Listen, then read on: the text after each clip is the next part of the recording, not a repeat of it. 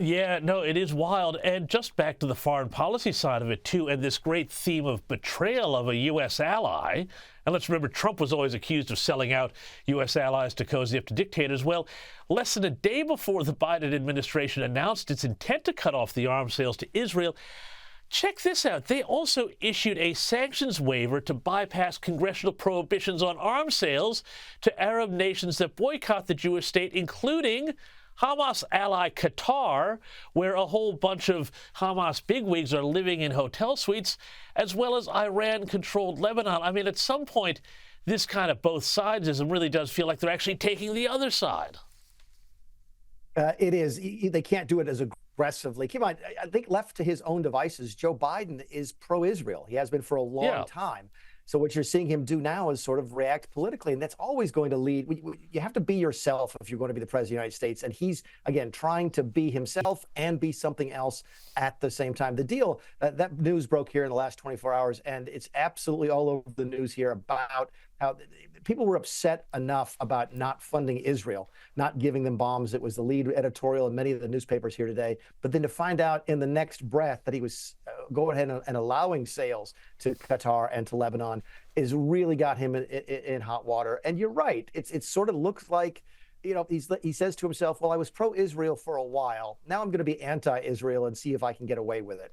Tough sell for the American voters. Look, let's move on, though, because there is this Stormy Daniels thing still kicking around here. And Judge Merchan, the judge in the case, has denied Trump's call for a mistrial or a modification of the gag order, saying that he should be able to shield himself against Stormy Daniels' salacious and prejudicial testimony.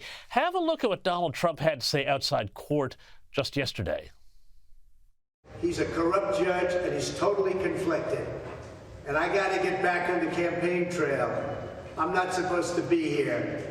We are so innocent. There's never been anything like it. It's a disgrace to the city of New York, to the state of New York, and to the country. Punchy words there from Donald Trump. How is this all, though, playing out? I mean, are Americans even tuned into this, or is this just something that people on CNN like to talk about? You know, ooh, look what Stormy Daniels said Trump did, blah, blah, blah. Well, they've tuned in for the last couple of days because of the salaciousness of the testimony, which of course is what the Democrat Attorney General wanted in the first place. This case is not really about business records. That's really boring. It makes for bad television. No one wants to watch it. But the democratically elected Attorney General in New York wanted this testimony because he thinks it'll make Donald Trump look bad. All the stories about infidelity, the stories about sex with alleged sex with an adult film star, an adult dancer. This is what this case is about, not about the records. I don't think it's moved the needle, James. Keep in mind, show me the person in America who hasn't made up their mind about whether or not Donald Trump, is the type of person that they like or they don't like. I don't really think this is going to change. It makes the DA and the judge very popular at cocktail parties here on the island of Manhattan, where I'm sitting.